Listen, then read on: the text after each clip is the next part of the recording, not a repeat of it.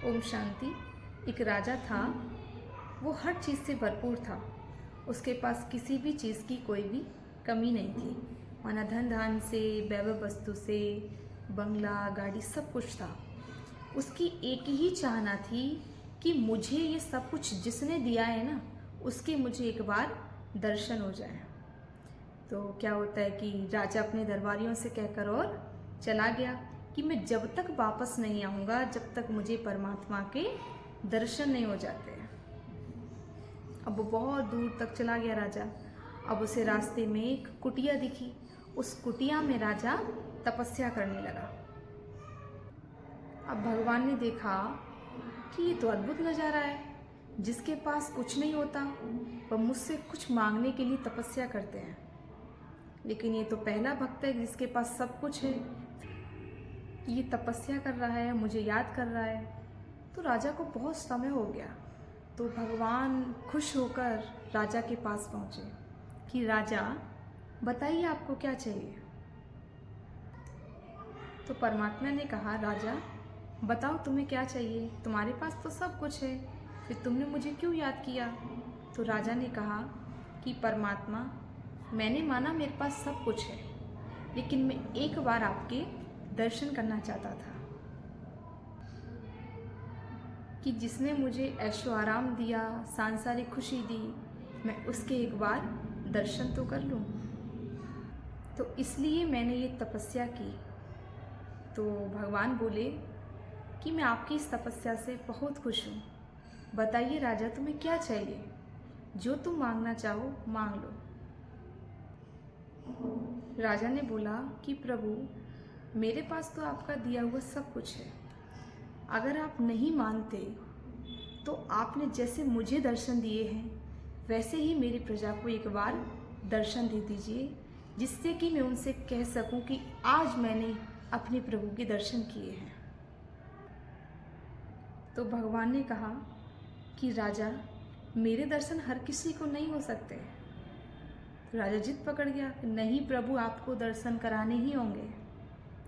अब भगवान ने कहा कि चलो राजा, तुम नहीं मानते तो बुला लाना अपनी प्रजा को, और 4 बजे का टाइम है और मैं इसी स्थान पर मिल जाऊंगा। तो आपको जिसको दर्शन कराने हैं उसको आप यहीं पर ले आना। तो राजा महल में पहुंचा और राजा ने सारे जगत में ढिंढोरा पिटवा दिया कि जिसको भगवान के दर्शन करने हैं वो मेरे राज दरबार में 4 बजे आ जाए। अब आप बताइए, परमात्मा, परमपिता परमात्मा से किसका मन नहीं करेगा मिलने को। परमात्मा से मिलने की खुशी किसको नहीं होगी। तो वहाँ 4 बजे की जगह 2 बजे ही आकर उपस्थित हो गए कि अरे वाह, आज तो भगवान से मिलन होगा। तो राजा उनको लेकर चल दिया, प्रजा पीछे पीछे और राजा उनके आगे आगे। अब क्या होता है कि थोड़ी दूर चले तो बहुत प्यारे प्यारे महल, सोने हीरे जवाहरातों से जड़े हुए, बहुत सुंदर असरफियाँ। तो राजा तो आगे था, तो प्रजा उनको देखने में लग गई, अरे वाह, इतना सुंदर महल, इतनी सुंदर असरफियाँ हमें कहीं नहीं मिल सकती। तो राजा ने कहा, मूर्खो, भगवान से मिलने का टाइम निकला जा रहा है और तुम इन सब चीज़ों में लगे हुए हो।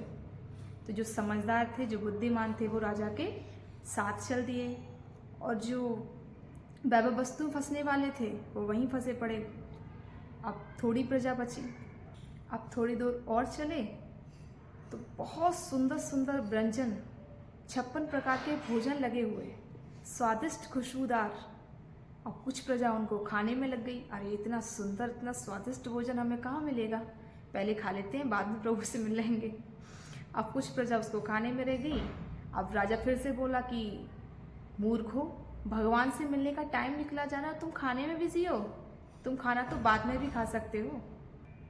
जो समझदार थे वो राजा के साथ चल दिए, और जिनको खाने का इतना लालच था, इतने वैरायटी व्यंजन हैं, तो वो उनको खाने में लग गए। तो आधी प्रजा तो वहाँ रह गई और आधी प्रजा अब खाने में रह गई। अब थोड़ी सी प्रजा बची।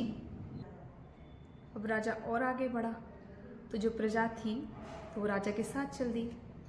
अब देखा कि थोड़ी और दूर चले तो बहुत सुंदर वस्त्र हीरे जवाहरातों से जड़े हुए। तो जो प्रजा थी बची कुची वो उसमें रह गई। अब राजा ने कहा कि मूर्खो, भगवान से मिलने का टाइम निकला जा रहा है और आप कपड़ों में लगे हुए हो, आप इन वस्त्रों में लगे हुए हो। किसी ने नहीं सुना, सब वस्त्र देखने में लग गए, कोई पहनना है, कोई कुछ कर रहा है, कोई कुछ कर रहा है। अब राजा ने रानी से कहा कि रानी, तुम तो चलो प्रभु से मिलने, तुम्हारे पास तो ईश्वर का दिया वो सब कुछ है, तुम क्यों देख रही हो इन सब चीज़ों को। तो रानी ने कहा, राजा मैं मानती हूँ कि मेरे पास सब कुछ है, लेकिन राजा इस जैसा नहीं है, ये तो बहुत सुंदर है, ऐसा कहाँ है हमारे महल में। तो जो रानी थी वो भी उनके साथ वहीं वस्त्रों को पहनने में लग गई। अब कौन बचा? अब अकेला राजा बचा और राजा ही पहुंचा भगवान के पास। तो भगवान ने कहा कि राजा कहाँ है तुम्हारी प्रजा किसको दर्शन कराऊं? आप तो लाने वाले थे, आप तो जिद पकड़ के बैठे थे कि नहीं भगवान आपको दर्शन कराने हैं, कहाँ है प्रजा? तो राजा ने कहा कि प्रभु मैं क्या करूं, आपने ही ऐसी महिमा फैला दी कि सब उसी में ही लग गए, कोई नहीं आया। तो प्रभु ने कहा कि राजा ये महिमा और ये माया तो तेरे पास भी थी, लेकिन तूने सब कुछ त्याग कर और मेरे दर्शन के लिए तपस्या की है। मैं इस तेरी तपस्या से बहुत प्रसन्न हूँ और तभी मैं तुझे प्राप्त हुआ हूँ। मैंने कहा था ना कि मेरे दर्शन हर किसी को नहीं हो सकते। जो ये मायावी चीज़ों को त्याग कर, जो मायावी चीज़ों से परे होकर मुझे याद करता है, मुझे प्राप्त करता है, मैं उसी को प्राप्त होता हूँ। इसलिए कहा जाता है कि कुआं कभी प्यासे के पास नहीं जाता, प्यासा कुएं के पास आता है। तो जिसको परमात्मा की चाहना थी, राजा को परमात्मा की चाह थी कि उसको परमात्मा के दर्शन हो, तो उसने परमात्मा के दर्शन किए और उसने परमात्मा को पाया, और जो लालची थे वो यहीं रह गए। इसलिए लालच बुरी बला है। ओम शांति। तो आपको इस कहानी से क्या शिक्षा मिली, आप कमेंट में ज़रूर बताएं।